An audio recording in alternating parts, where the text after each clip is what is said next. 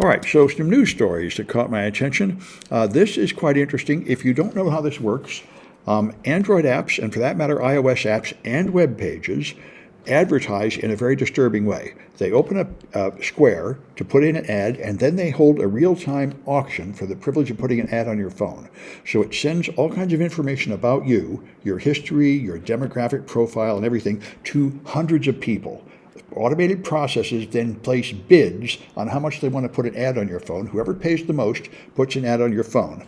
And anybody that wants to spy on you just joins this club and never bothers placing an ad. They just listen to the bids because the bids tell them every time you open a web page or an app where you are and what you're doing. And so now Customs and Border Protection has started using this to track people down. And this can be used to track the physical location of essentially anybody with a phone anywhere with no court order. And ICE has now bought it too. And so this is almost certainly a violation of the Fourth Amendment. And so anyway, first thing is people need to be aware of it. And this is why, ad blocking is a real important privacy and security feature.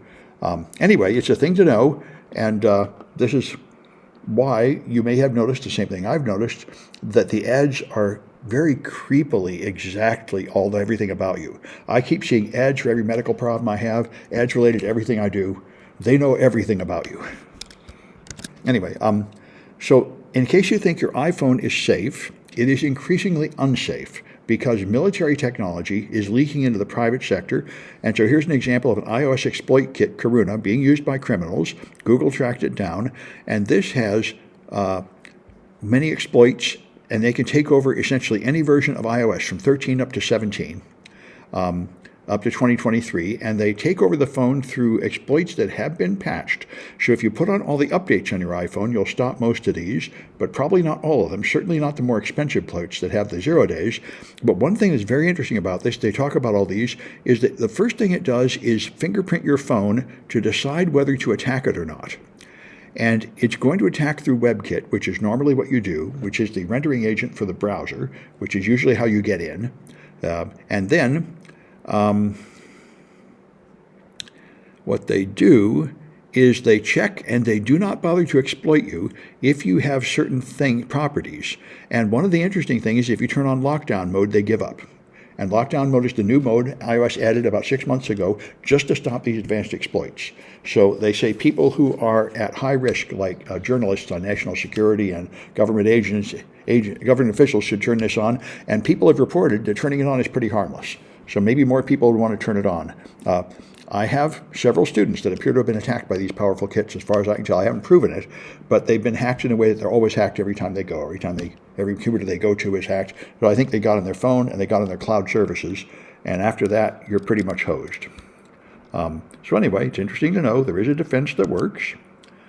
People are seriously planning to make private companies that go to the moon to make money. The current plan, Elon Musk started this because he moved from Mars, which is completely insane, to the moon, which is not so insane. And what they're planning to do is mine the moon and get enough material to build large satellites on the moon and ship them into orbit from there. This is not completely stupid. Probably within about 5 or 10 years, that could be done. Robots. These are popular robots, and they have been hacked. A fun fact, just like anything else, they're vulnerable.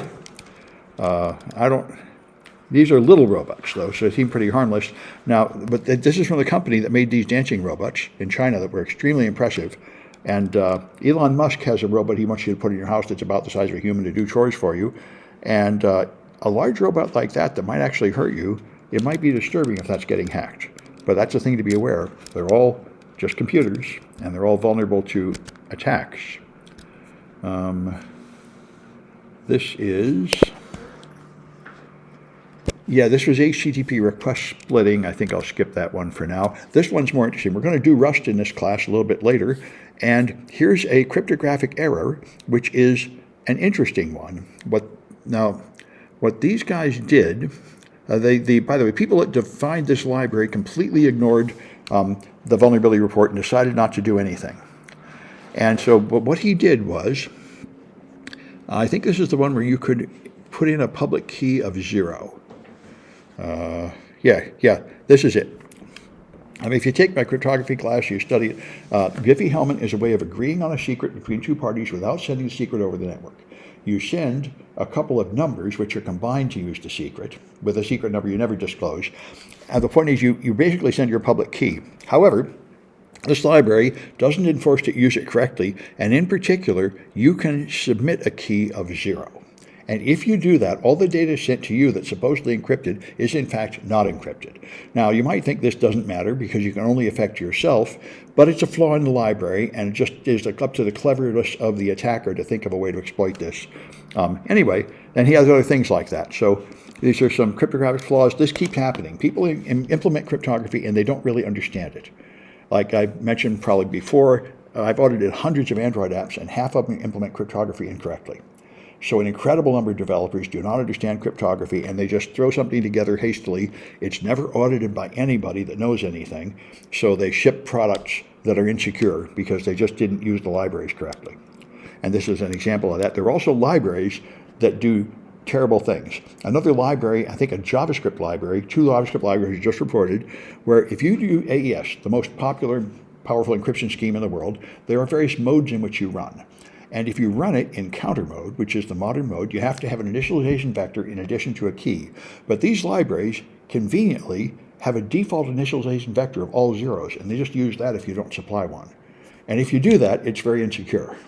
And so they have a default setting to encourage developers that don't know what they're doing to not bother setting this value, which is important.